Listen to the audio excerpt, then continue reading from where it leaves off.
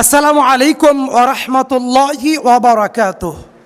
আমরা কথা বলবো বাইতুল মুকাররমের খতিব মুফতি আব্দুল মালেক সাহেব নবী সাল্লাল্লাহু আলাইহি সাল্লামের ৮ রাকাত তারাবিকে তিনি ষড়যন্ত্র বলেছেন। নাউজুবিল্লাহ। তিনি নাকি হানাফি মাযহাবের মহাপণ্ডিত, তিনি নাকি এই দক্ষিণ এশিয়া উপমহাদেশের শ্রেষ্ঠ হাদিস বিশারদ। নাউজুবিল্লাহ।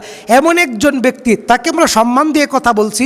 তিনি যেহেতু জাতীয় মসজিদের খতিব, তবে কেউ যদি বাইতুল মুকাররমের খতিব নয়, কাবাগরের খতিব হয়, বাইতুল্লাহর খতিব হয়, মসজিদের নববীর খতিব হয়, কিন্তু কেউ যদি নবীজির সহি হাদিসকে নিয়ে কটাক্ষ করে, কটু মন্তব্য বলে এবং সহি হাদিসকে ষড়যন্ত্র বলে, আমরা তার বিরুদ্ধে প্রতিবাদ করতে, আমরা তার বিরুদ্ধে হক কথা বলতে যার্রা পরিমাণ কুণ্ঠা বোধ করব না।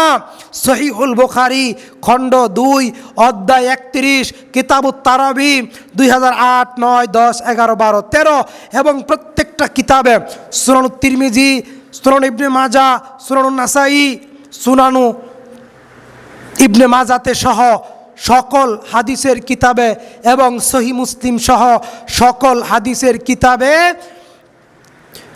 কিতাবুত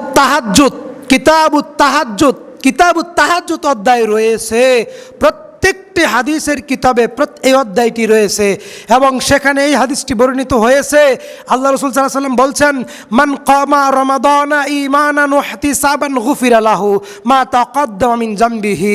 যেই বান্দা দীর্ঘ 1 মাস রমজানুল মাসে তারাবি এবং তাহাজ্জুদ একই সালাত 8 রাকাত আদায় করবে, তার অতীতের সমস্ত গুনাহ ক্ষমা হয়ে যাবে। মা তাকাদ্দামা মিন জামবিকা ওয়া মা তাখার, তার অতীতের সমস্ত গুনাহ ক্ষমা হয়ে যাবে। মুফতি আব্দুল মালেক সাহেব, আপনার চোখে কি এই হাদিস পড়ে না? আপনার চোখে এই হাদিস পড়বে না, কারণ আপনার চোখের সামনে আছে কালো সানগ্লাস, আপনার চোখের সামনে কালো পর্দা পড়ে গেছে। মাযহাবের গোরামিতে আপনার দৃষ্টিশক্তি নষ্ট হয়ে গেছে। মাযহাব মানতে মানতে, ফতোয়া মানতে মানতে আপনার ব্রেন নষ্ট হয়ে গেছে, আপনার বুঝ নষ্ট হয়ে গেছে। সহিহ হাদিসকে আপনি ষড়যন্ত্র বলতেছেন। আপনি বলতেছেন মক্কা এবং মদিনায় আগে 20 রাকাত তারাবি চলতো, এখন 20 রাকাত চলে না, 10 রাকাত চলবে। এটা ষড়যন্ত্র। নাউজুবিল্লাহি মিন যালিক। আমি বলতে চাই, মানুষ ভুলের ঊর্ধ্বে নয়, তবে এরকম ভুল করা উচিত নয়। আপনি কয়েকদিন পূর্বে আপনি জোরে আমিন বলাকে নিয়ে কটূক্তি করেছেন, আজকে আবার আপনি 8 রাকাত তারাবি সহিহ হাদিসকে নিয়ে কটূক্তি করেছেন। আমরা আপনাকে স্পষ্ট ভাষায় জানিয়ে দিতে চাই, আপনি সম্মানী মানুষ, আমরা আপনাকে সম্মান দিয়েই কথা বলতে চাচ্ছি।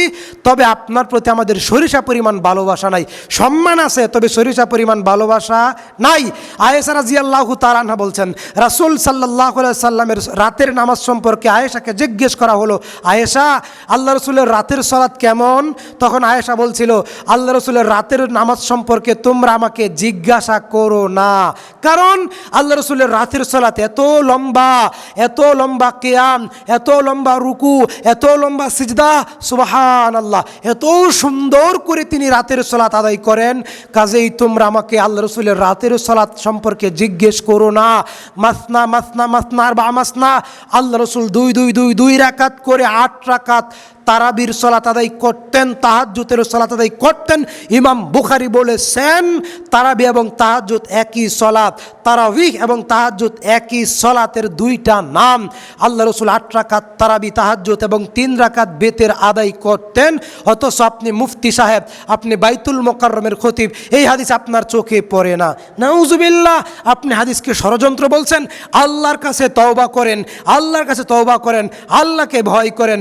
দোয়া করি এই রমজানে সিয়াম পালন করা অবস্থায় আল্লাহ আপনাকে মাফ করুন, আল্লাহ আপনাকে হেদায়েত দান করুন, আল্লাহ আপনাকে সহিহ হাদিস বোঝার মতো তৌফিক দান করুন, সেই অনুযায়ী দাওয়াতি কাজ করার তৌফিক দান করুন। যদি সহিহ হাদিস বলতে না পারেন, তাহলে নিজে ইচ্ছায় পালিয়ে যান বাইতুল মুকাররমের খতিবের পদ থেকে। যদি মিম্বারে দাঁড়িয়ে সহিহ হাদিস বলতে ভয় পান, সহিহ হাদিস বলতে না পারেন, তাহলে বাইতুল মুকাররমের খতিবের পদ থেকে পলায়ন করেন। আসসালামু আলাইকুম ওয়া রাহমাতুল্লাহি।